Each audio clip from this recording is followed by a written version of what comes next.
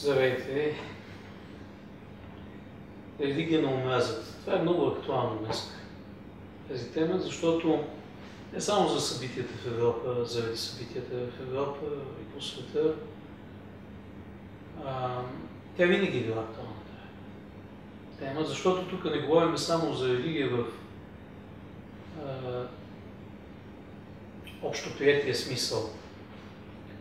Трябва да знаете, че болшевизма, комунизма си е религия, своите идоли, своите олтари, поклонени, празници. Също национал-социализма, фашизма, всички подобни форми, ако видите техните шествия, техния култ, те си имат своя култ, пророци, вярвания. Независимо, че не се обявяват за религия, това си форми на религия.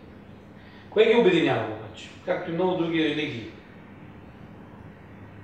И аз искам да кажа, тук не говоря за тази или онази религия, според историческия поглед от древността до днес.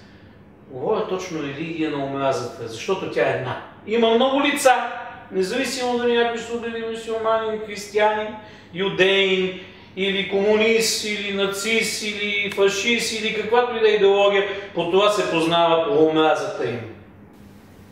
Това е религия на омразата и тя е една, нищо, че има много лица или много глави.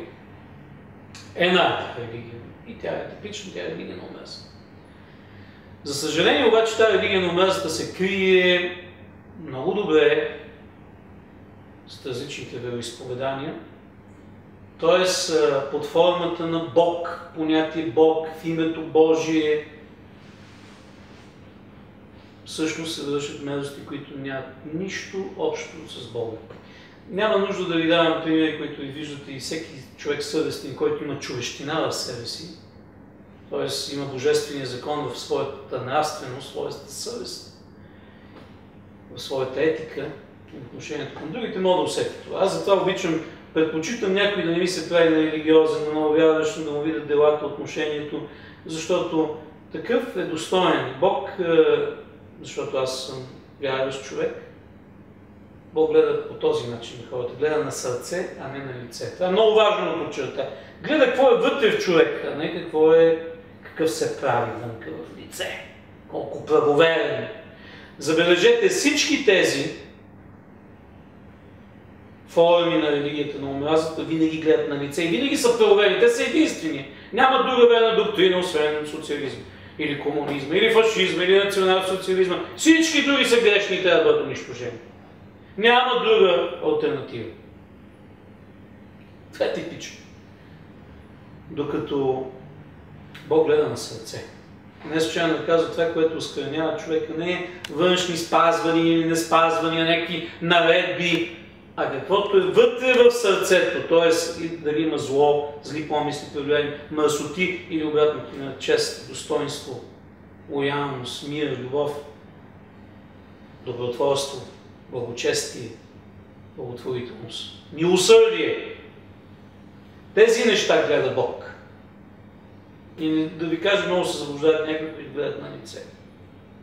Тия неща Бог не ги цени. Говоря Богът на живота. Живия Бог. Пък религиозните идоли, казвам и на религиите, на всякакви партийни идеологии, защото те има и модерни, има хибридни в момента идеологии, които правят смесици от стари, нови, ги бъркват. Партийни идеологии, които са пак религии, секти. Но по това ще ги познаете, по омразата, това, което изпълва сърцата им. Да ви кажа, Христос, той затова е нещо много по-различно. Той говори, че това, което осквернява вътрешността, не е външно. Той учи фарисеите точно на това. Казва, очистете вътрешното на чашата и тогава ще бъде годна за пиене. Докато те, казва за тях, пазят човешки учения, забележете. Човешки правила, някакви си там, които на лице показват колко са набожни. Правила след правила, правило след правило. Тук малко, там малко. Но в крайна сметка безплодие. Наричат ги въробсани гробници. Апостолите така твърдят за тях, Христос ги нарече. Отвънка всичко окей, но вътре на трешки, кости и нечистоти. Искам да кажа, религията на омразата по това се познава. Никаква фасада има. на кого се опира, какви авторитети в древността, а какво изпълва сърцата на хората. Какво изпълва сърцата на тези, които претендират за правоверност. В този смисъл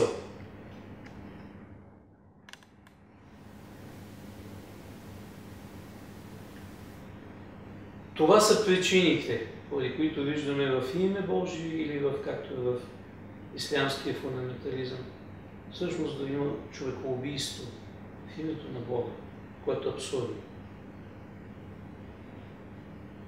Древността, естествено, това го има във всички религии, да ви кажа, за съжаление. Хора на омразата използват за прикритие религиозната вяра, за да вършат мръсотии. Всъщност спрямо кого? Спрямо човеците, които са по Божия образ и подобие. Това е кощунствено, всъщност, омразата. Но тук искам да се спра за нещо много важно, защото сега някой ще каже, дай да загаса видеото, защото ясно е. Аз ще ви кажа, преди да се реже крайника и накрая операция, хората затова казват в здравеопазването, важното е превентивната медицина. Да ви кажа, преди да се стигне до крайностите, наблюдавайте явленията още в зароди, защото и много сега се шестват същите човекомразещи и там, където не се стига, слава Богу, до убийства, но има човекоубийство в сърцата им, защото в който има омраза към неговия брат или се опитва чрез клевети, чрез злобни подмятания, чрез злословие, зла пропаганда и клеветничество да злослови другия човек, това е вид човекоубийство, защото убиват образа му и в сърцата им всъщност има омраза. Имайте преди, че някои хора, ако имаха възможност, и сега биха издигали клади. Слава Богу, не сме средновековна Европа, но и сега биха издигали клади, биха избивали, нищо, че се правят, че никога не е ставало, някои от тях твърдят, че при тяхното вероизповедание никога не се е случило и лъжат. Лъжат и мога да докажа, но искам да влизам в спорове сега. Лъжат, защото под формата пак на религия и формата на държавност, която е служила на тая религия, са извършвали същите погроми. И това няма нищо общо с вярата. Самия Христос казва, мнозина ще убиват други, ще убиват и вас. Той говори за неговите последователи. Ще убиват и вас и ще мислят, че така принасят служба на Бога. Той го пророкува. Всичките погроми, даже и ранното християнство, на езичните спрямо християни, е било поради тази причина. Само, че говоря за едни християни, които са били последователи по духа, не по плът. Сега типичното, което искам да кажа. Има древно пророчество, което казва, че родените по плът винаги ще гонят родените по духа. Тоест, типично за хората на омразата, религията на омразата, независимо в какви вероизповедания се крият, че те са плътски имитатори на външното, на физическата изрядност.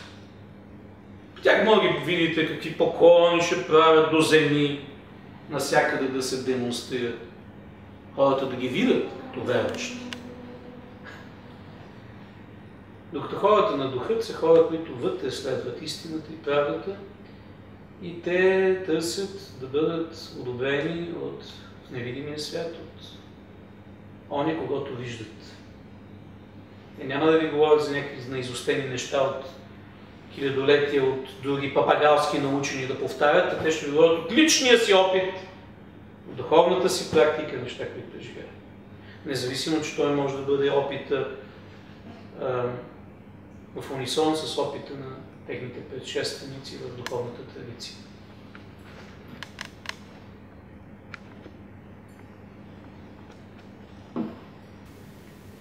Така е, някои хора обожествяват плътта. Включително има такива, които си боготворяли и ги има все още собствената раса или собствения етнос. Превръщат плътта на етноса. И това древните пророци апостоли много пъти говорят за това, че не вънкашно той, който се счита Божий, богоизбран, той, който вътре е такъв, богоизбран вътре. Не по плът, по дух. Сега мъчно ми е да го кажа, но талибани има не само в исляма, а и във всички религии, има и в православието типични талибани. Аз ги наричам така, може да не убиват, може да правят, но по дух са си, но по начин, менталитет, начин на мислене си като талибани. По същия начин тяхното занимание кого да осъдят. Те не се занимават как да познават Бога и да покажат пътя на хората и да им помогнат в техните немощни, да им помогнат в товарите, да ги носят по-леко, да им дадат отговори от Бога, тъй като и нямат такива отговори, да ги нямат, понеже нямат богообщение. Да се занимават как да съдат другите. Така че по това си прилича. Така че във всички религии има талибани, кавички. Има такива съдещи, както е писано много ясно от Христос. Казал, и това е нещо, което всеки, който преживява истинската духовност, знае. Не съдете да не бъдете съдни, не осъждате да не бъдете осъдни. В случая да ви кажа, аз не посочвам никого, но Божия дух, Той осъжда делата на мрака и ги изобличава. Това е нещо различно. Защото когато човеците съдят своите брати и сестри, тогава Бог се намества и извършва според тяхната мярка, според както мерят, на тях им отмерят. Ще кажа, Бог ще отсъди на тези. Понеже съдят, непременно ще бъдат съдени. Не от мене, не от други човеци, а от Бог. В чието име вършат мерзостите си. Пак казвам, такива не умеят нищо друго. Те са много далече, дълбоко съм убеден, много далече от мислите на Бога. Защото те не търсят да изследват Божието намерение. Те са закопани в някакво минало, което даже не познават. Защото ти не можеш да познаеш вярата на предците, миналата слава и вяра, ако днеска не го живееш същото, не го следваш, не го практикуваш, според събитията, съдбите в обществото, в природата, в човечеството, за да направиш мости към бъдещето, защото лично преживяното духовно като опитност е истинско. То има печата на истинност. А не позоваването на чуждата вяра, дори тя да е съвършена в древността. Тя трябва днеска да се преживее по дух. Затова казвам, че такива са неактуални. Те не могат да дадат на хората отговори. Не могат да преведат през времето, пространството, според днешното, да покажат изходния пътя. Тоест, те не знаят как да усвояват благодатите Божии. Нещо, което е дадено в древността, но то трябва да бъде усвоено днеска, според действието на Духът Божий днеска, според божествения промисъл и поведение днеска, за да се случи и утре. Да знаете, това е едно от имената на от най-висшите демони. Клеветник. Използване на всякакви конспиративни теории, за да бъдат клеветни хора.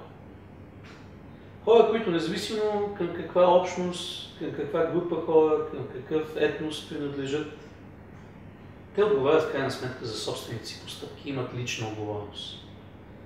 И много е гадно да им се хвърля петно и това го правят клеветниците. А за тях седят демонични сили. Затова, говорим за конспирация, помнете, най-голямата конспирация се прави от демона на клеветата. Защото това е най-великата конспирация. Той създава конспиративни теории, за да оклевети хората, да ги скара помежду им, да воюват помежду си. И толкова кръв се пролива в тази хилядолетна история на човешкия род. Това е най-голямата конспирация на клеветника. Но забележете, вместо да видят къде силите на тъмнината спрямо тях, в техния живот действа и къде да се борят, за да се защитат близките си, любимите си хора, да имат духовни оръжия, да разбират, че, както казва светия апостол, нашата борба не е с плът и кръв, с духовете на тъмнината. Против такива обичат винаги да намират враговете по плът. Всяки конспиративни теории. Проблема не е в този оня, не си проектирай проблемите в някой друг. Врагът на човеците прави да воюват помежду си, да се мразят помежду си, да се изтребват помежду си и да се предават един до друго. Винаги силите на мрака това са правили, това е начин им да паразитират. И независимо от коя религия, кой ще се прави на много праведен и ще осъжда други, трябва да осъзнае, че неговата битка не е с човеци и най-накрая да си поведе своята духовна война, да се очисти от мерзостите си, от омразата си, от завистта си, от злобата си и след това да гледа другите. Както Христос казва, извади първо гредата от своето око, след това гледай съчицата в окото на брат си, за да можеш ясно да я видиш. Затова ще познаете, духовните хора винаги са лечители. Дори да видят проблем в някой, те гледат да го лекуват, те са в милосърдие. Те обичат човека и признават правото на човека дори да бърка. Не бързат да го осъдят според каква принадлежност има, как е неговото родословие. Не го съдят, а го лекуват, защото сами са познали колко са немощни самите те. Това са човеколюбците. Те са лечители. И започват промяната от себе си. Тяхната битка.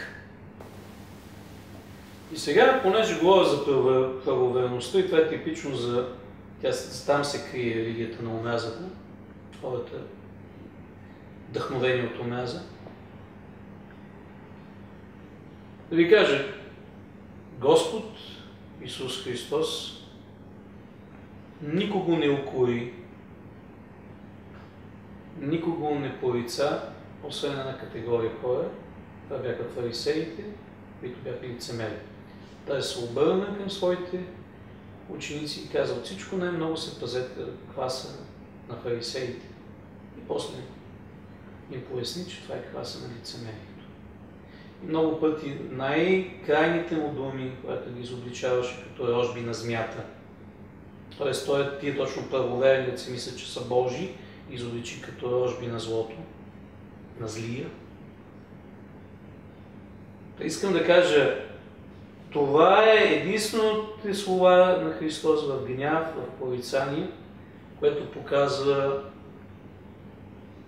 разковничето, истинската зла зараза.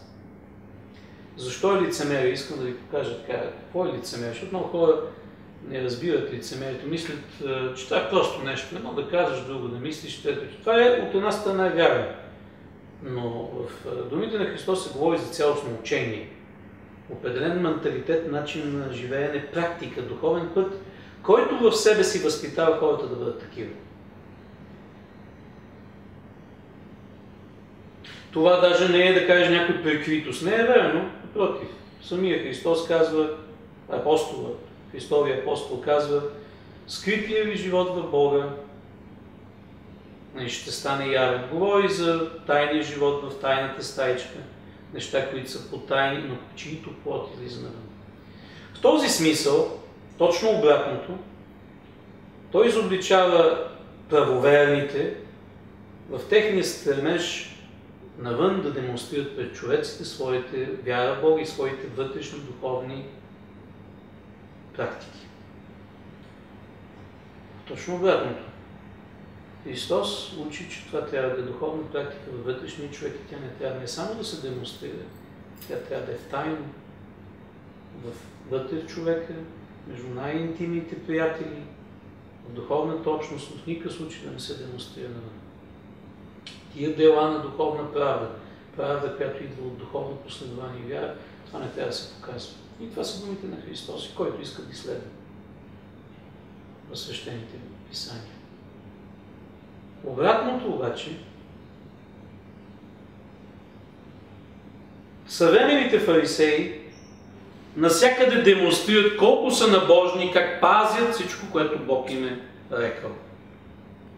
Така твърдят те. Пазят човешки постановления, това правят, онова правят, все неща, които са свързани с плътта и така показват ушким голямата си вяра.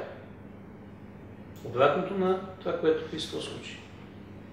Същевременно Христос на много места споделя и говори и учи своите. Че техните дела пък на благочестие и милосърдие спрямо другите човеци Спрямо човеците, не спрямо Бога, не спрямо не делата на вяра, а делата спрямо другите човеци. Те трябва да бъдат толкова явни, като дела на благочестие, на милосърдие, на състрадание, на добротворство и благотворителност, че човеците, като видят тия дела, да прославят Богът на тези хора, на неговите последователи. И той даже един пример с самарянина, знаете притчата. Самарянин на притчата, като казва той, постъпвайте като него. Самаряните по това време са най-големите, според юдеите, еретици. И самия Христос каза, постъпвай спрямо той е еретик, защото той постъпи правилно, а не тези книжници, които ушким са правоверни, но на дело вършат точно обратно на това, което Бог желае. И виждаме съвременните правоверни какво правят. Всъщност точно там, където делата на милосърдие, на приемане, на човеколюбие, на лечебност, на спазване дори закона на свободата, който сам Бог е постановил човека дори да има правото да греши, да се грешава, дори да избере злото, защото ще бъде съден по закона на свободата спрямо неговия свободен избор. И въпреки това, те точно там нарушават този закон, като насилват не само физически в древността, но и днеска вербално, обвинявайки, хулики, клеветейки своите брати и сестри.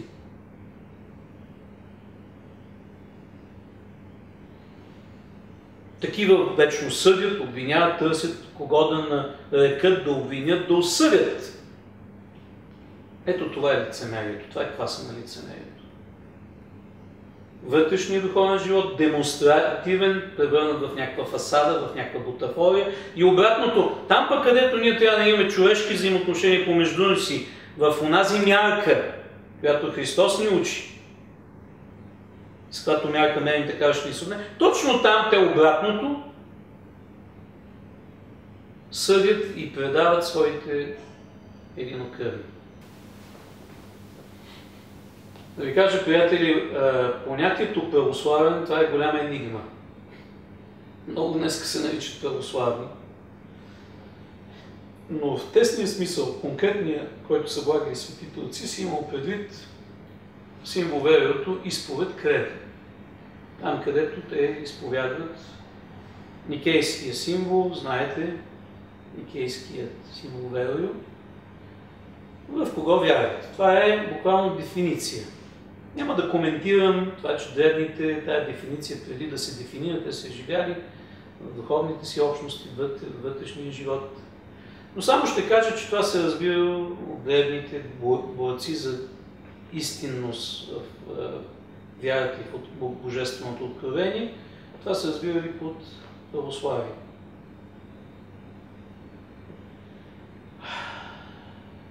Приятели, също ще ви кажа, това е въпрос на учение на самата духовна практика, но това е нещо, което практически е само за да се различи един символ верою, едно изповедание, в по-вярваш от друго. Но само по себе си някой да твърди, че е православен, граничи с, да го кажа откровено, знам, че тук веднага ще се разбунят духовете, но нека, граничи с прелест. С огромна гордост и псевдосмирение. Много хора се правят много смирение, но това също е скрита гордост. Външно смирение, но всъщност може да ги видите по делата им. Но е голяма прелест и голяма гордост да се наречеш православен, защото само един Господ Исус Христос един ден ще каже кой е бил за Негова слава и кой не. Мнозина могат да се окажат правилно хулещи. Как може да го познаем това? Самия Христос казва. По това се прославя, така се прославя Моя Небесен Отец, когато давате много плод. Аз съм лозницата, вие сте пръчките, който от вас дава повече плод, колкото дава плод, това е прославя Моя Небесен Отец. На друго място, апостола казва, плод устни, жертва на хвала, на прослава. А изобщо искам да знаете, че думата изповедание означава цялостно поведение. Не да кажеш нещо на думи, както Христос казва, изобличава точно в това фарисеите, че с устата си показват голяма любов към Бога, но със сърцата си тичат след печалбите си, след завистите си, след користите си, след омразата си, блудствата си. Така че изповедание означава цялостна обхода, поведение, така се нарича в древните писания обхода, обходна територия, следване на духа, ходене по дух. Това кой може да го каже? Кой може един ден да каже, ти си православен? Това единствено Господ може да го каже. И дай Боже да го каже за мнозина от нас. Дай Боже да се удостоиме. Но това да се наречеш, Бог ми е свидетелство, не желая никой да ме нарича православен.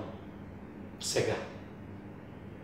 Аз мога да твърдя единствено кое следвам като символ верою, но даже и това се притеснявам, защото мнозина хора го декламират, папагалски го повтарят, буквално като декламация, обаче изобщо не го разбират.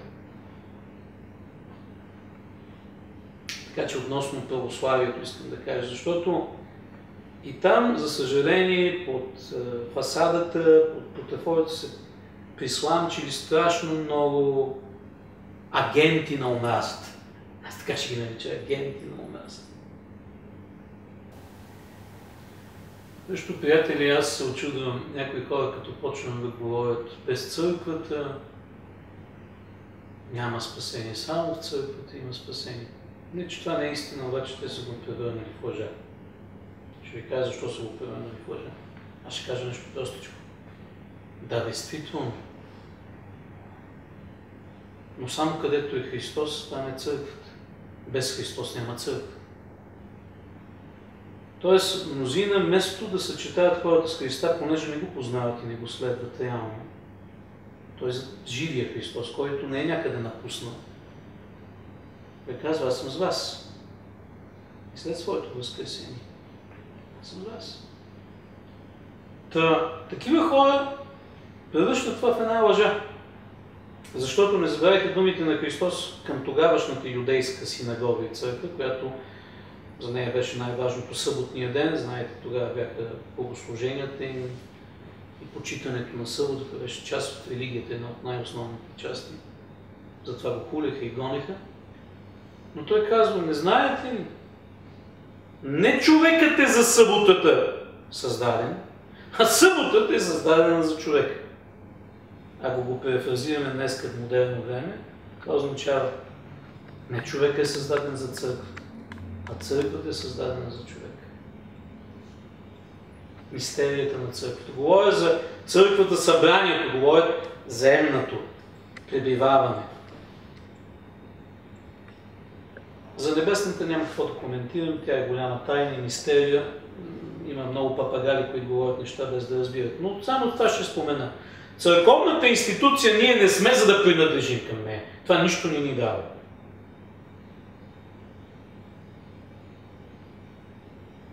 Тя трябва да послужи на всеки човек в пътя му към Бога и към Божественото. Пътя към благоспяване, пътя към добротворство, милосърдие в любовта. И аз не мога да го проумея това. Има хора, които умрат да съдят другите и да мразят и да се оперят като единствената. Даже в православието, т.е. старостилците, те са единствените, съдят другите православни, те не били православни, нямало благодат, тя били отстъпници заради календара, заради такива неща. Аз ще ви кажа, дори този огромен шум и, как да кажа, истерия, която се чува след такива талибани, кавички, наши талибани, не мюсюлмани, говоря, наричащи се правоверни, също е куменизъм. И то говоря също стремежа към единство между католици, православни, протестанти и всички тия, които са християни, изповядват вярата Светата Троица. То не е омраза, то не са истерични викове, обвинения в еретизъм. Ще ви кажа, много ми прилича това на пророчеството на Христос, който казва, че ще се предават един друго поради Христовото име, ще има натиск в хората, те ще се предават един друго. И ние си мислим, че става просто само гонения в първи и втори век, трети до четвърти. Естествено, те продължат в историята в различни континенти, гоненията по път, но имам предвид, че тук се говори и за нещо друго. То си тече дори след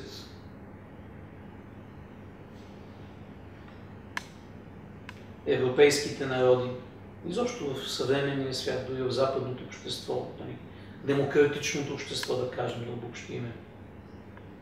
Защото това е за мен предателство. Предаване един до друго. И това е една огромна омраза и ненавист.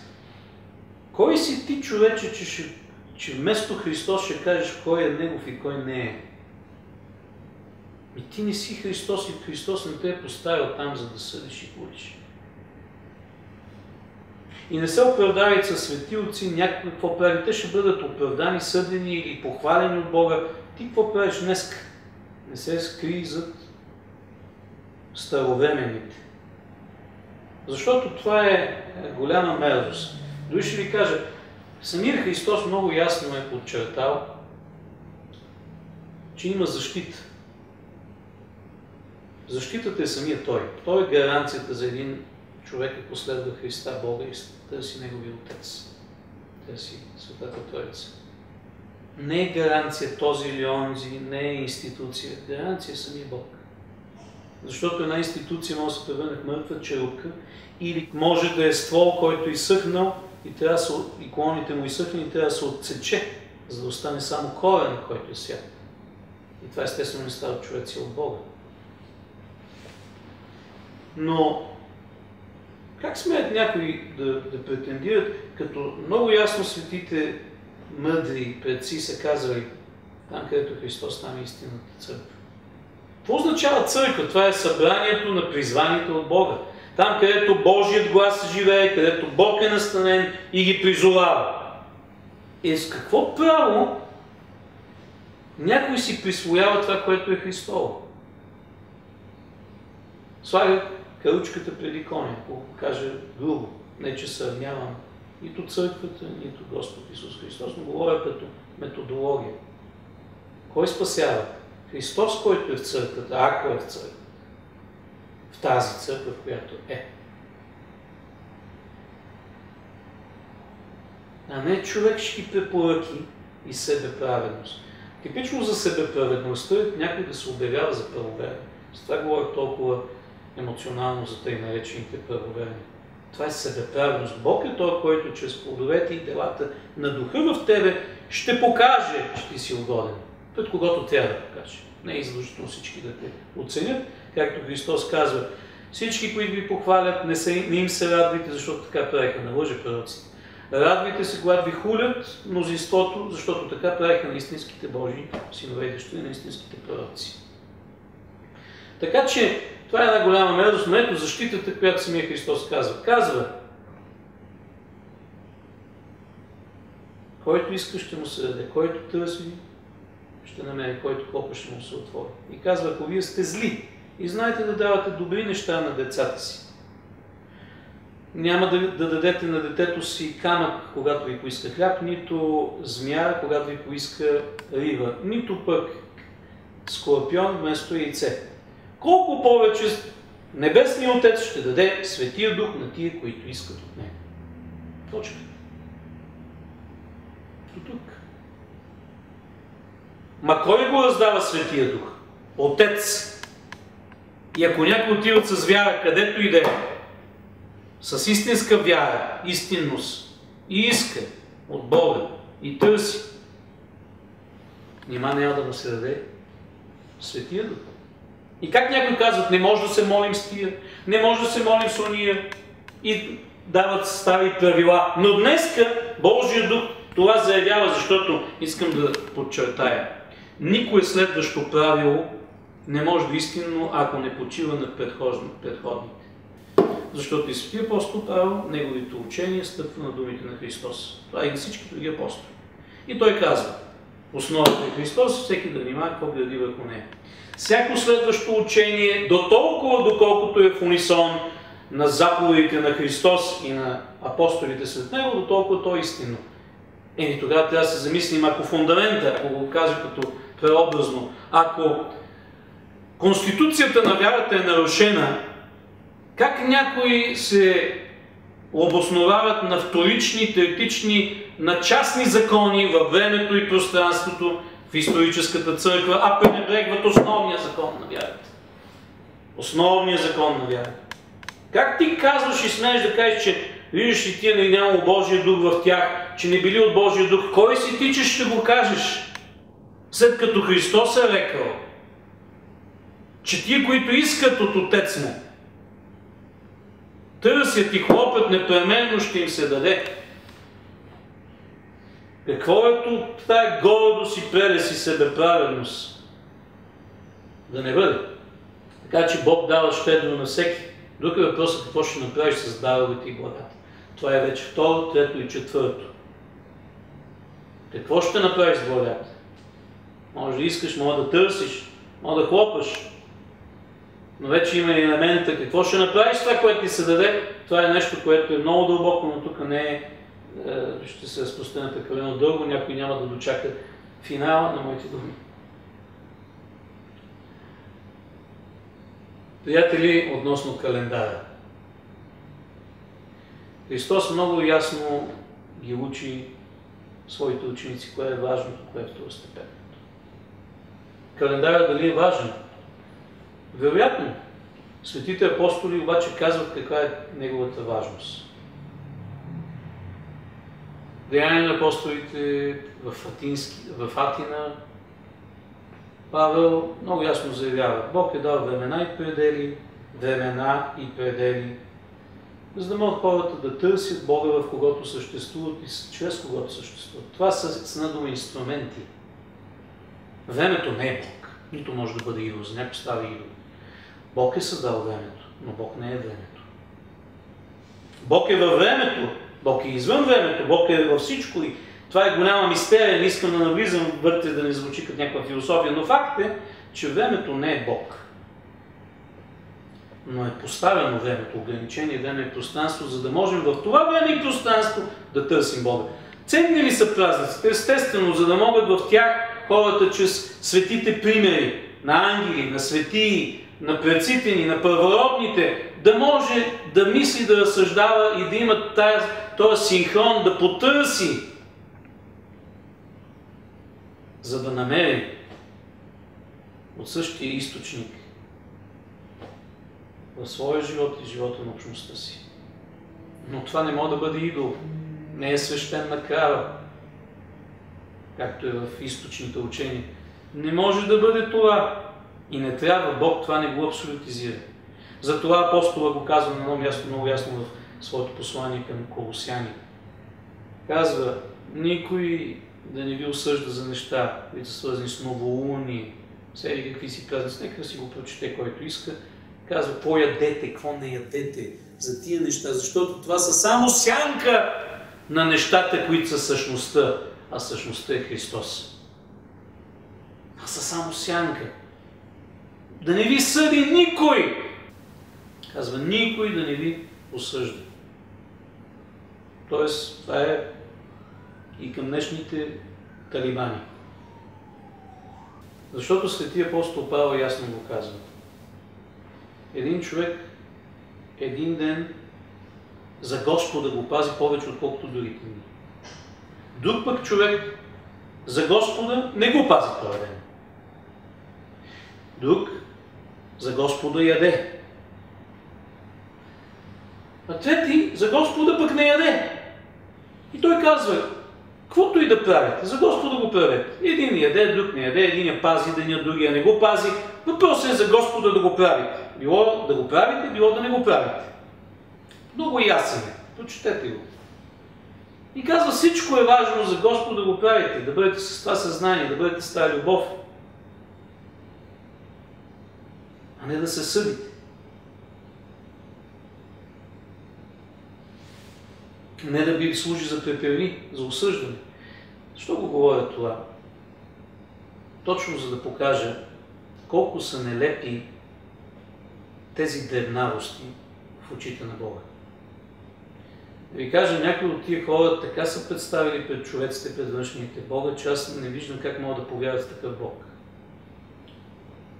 Какъвто те го представят, една грозна карикатура. Като някакъв дребнавец, който те дебне, дебне ти часовете, дните и какво ядеш и какво не ядеш. Искам да ви кажа, пости или са празници, те са за нашето усъвършенстване. Сами по себе си нищо не ни препоръчват пред Бога. Те са средство за наше усъвършенстване, за нашето духовно възпитание. Казвам духовно, не телесно. А те са го превърнали в едва ли не Бог като някакъв начин да те осъди. Що правиш това? Що не го правиш? Господ Бог, явен в лицето на Исус Христос, не е такъв. Искам да го заявя ясно и категорично. Може някой да си въобразява, че е такъв, заблуждава се. Но най-лошото не е, че се заблуждава, но представя пред човеците един образ, който е нищожен. Срами по този начин Господ Бог. Така не си православен, така си хулещ Христа Бога. Защото го представяш зле пред човеците. Като дребнав, нищожен, като божество, което е ревниво за глупости. Бог не е ревнив за глупости, Той е ревнив за нашите сърца, за любовта ни, за умовете ни, за сърцата ни, за делата ни да вършим дела на правда. И това е Божия печат, за който и апостоли и самия Христос заявява. Това е Божия печат. Да отстъпим от неправда и да бъдем в любовта и милостта. В тия духовни проявления, по които ще познаят, че сме с Христос. Както неговите апостоли ги познаха по това, по техните дела и казаха, тия са били с Христа, защото бяха подобни Нему. Така и ние, ако приличаме в Неговата любов, милост, в всичкото свидетелство на свещения, на Светия Дух, в даровете на Духа, в проявленията на Духа, да, хората тогава ще прославят, защото ще видят един човеколюбив, щедър, благ и милостив, могъщ Бог и в същото време кротък, незлоблив, страшен за демоните и за упорстващите в злото, насилници и злодеи, но благ и милостив към всеки, който го търси.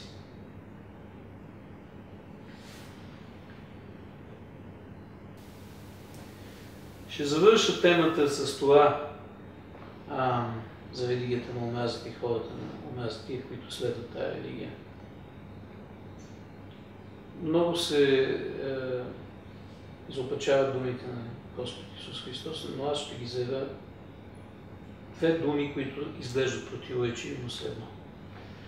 На едно място Христос казва, който не е с мен е против мене. И това обикновено много обича да го използват правоверните фанатици. Фанатици, които нищо...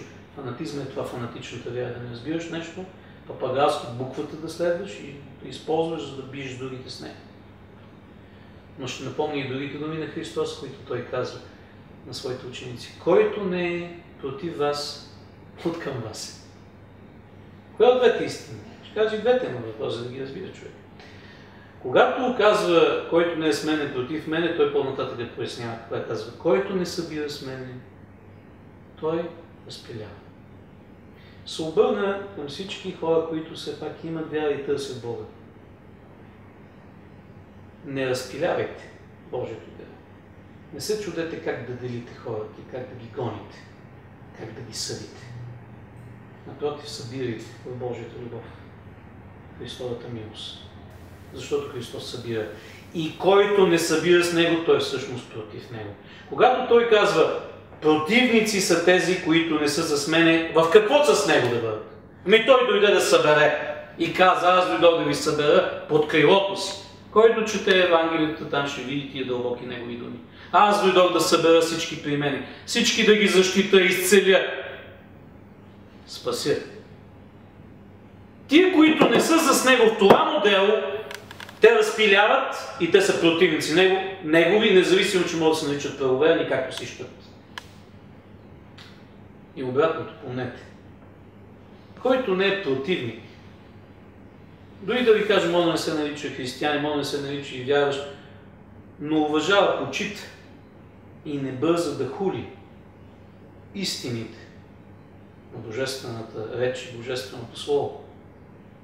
Помнете, такъв човек е от към вас. Защото дълбоко в себе си, в своята съвест, в нравствения закон, както Светия апостол Павел казва, че там е писано в нашите сърца и казва, дори езичниците там постъпват според съвестта си, правилно или неправилно. Такъв човек в оная мярка, ако е доблестен, ако е човеколюбив, ако е благочестив, такъв човек е от към вас, независимо от коя деноминация, религия дори, или агностик, ако примерно той е агностик, т.е. не знае нищо и не се интересува. Такъв човек, ако не е против вас и не хули, а обратно доцени ония ценности на истината, на светлината, на правдата, на любовта, на милостта, такъв човек е от към вас. И аз съм виждал такива хора, те са по-достойни от много тъй наречени правоверни, които за своите откраднати дрехи са много по-зли. Докато тия хора в своите постъпки, в своя нравствен закон, своята етика към другите, своето отношение в цялостния си живот са по-близко до Божието царство, по-близко до Бога и Неговия дух. По-близки са. И такива, както Христос казва, такива са от към вас. С това завършвам и да ви кажа, това е истинската вяра, тя се проличава в семействата, в рода, в отношенията на хората, в онова благоуспяване и го пожелавам на всички, които днес изтърпяха. Благодаря ви за търпението. Благодаря ви, че може би неща, които не разбирате, ще прочетете отпосне, но нека благоуспяването и благословението на Бога да бъде с вас. Да благоуспеете, като благоуспява душата ви, така да почнете да благоуспявате и в тялото, и във всичко останало. Да благоуспявате в любовта, милостта, в мира божествен.